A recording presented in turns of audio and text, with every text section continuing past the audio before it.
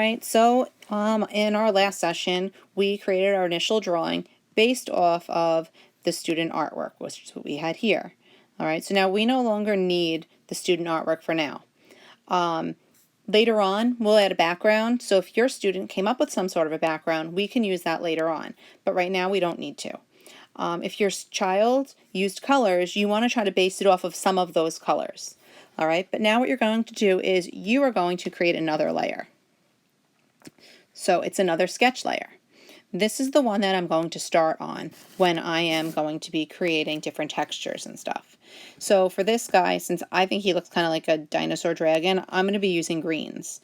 So I really like the look of like the acrylic paintbrush. So I'm going to start by using this one. All right, and you can use whatever size you want. You can vary textures, you can vary the colors a little bit. What I do want you guys to do is try to use the knowledge that you have of creating different values. All right, so for this guy, I'm going to start off back here. And as I am kind of painting him, I'm using a little bit of a green texture. And I'm going to mix in some other greens with it.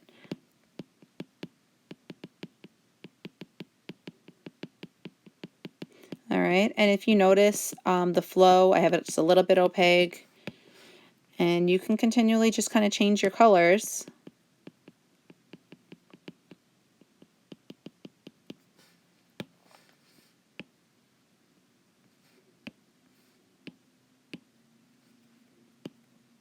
You change your sizes.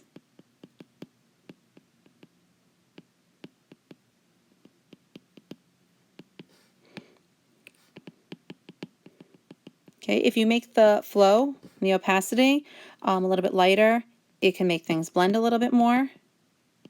All right, and it doesn't have to blend completely, but you just want it to kind of make sure that it all goes together.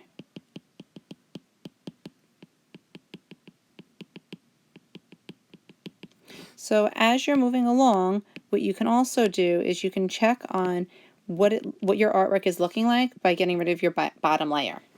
So now if you can see, I'm recreating him, and this is going to be my painting. So this is more of what my final part will look like. So it's a lot of going back and forth with your colors. You don't want it to be one color because then otherwise you're not going to be able to see the differentiation of values between like when the arms come in. So if I go over here by his arms, I want to have like a shadow underneath here. I might also make my brush a little bit smaller.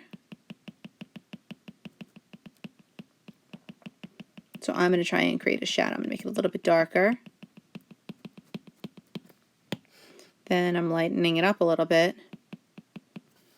Go a little brighter than that. So I can make sure as I am creating my textures on here, if I get rid of this, see how I could see a difference? And I obviously will clean this up more.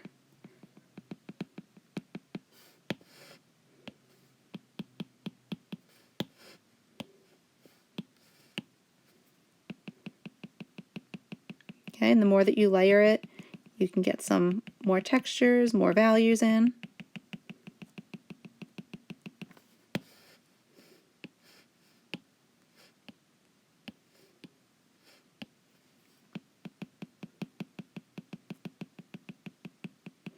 Right, and if I keep it like a lot lighter on the top over here, then it will be easier with the top of it also once I create a little bit of a shadow.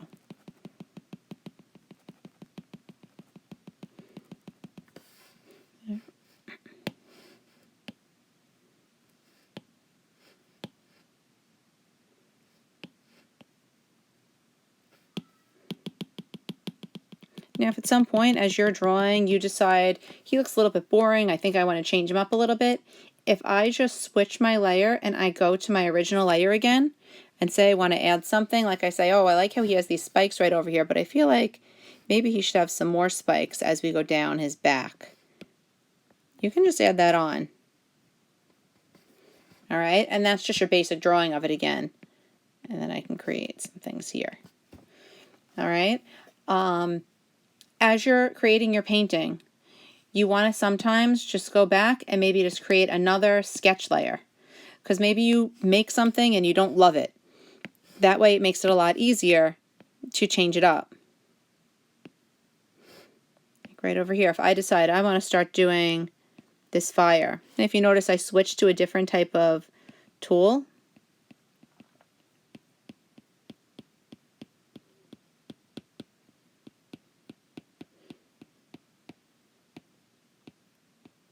Now I'm not going to be keeping those black outlines, so that's why I don't have to necessarily stay in them so much.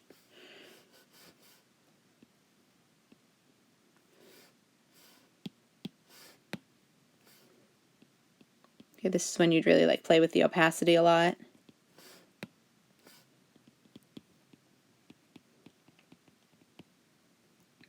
So as you do these sorts of things, then you might notice like, oh no, I'm coloring over the teeth a little bit. So if you look right in here, see I'm coloring over the teeth?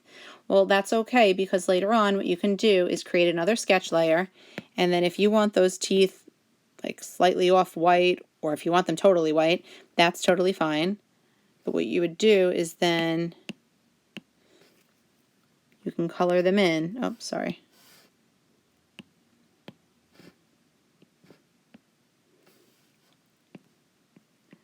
You can then color them in exactly how you wanted them. And since that layer is on top, they will then be white again.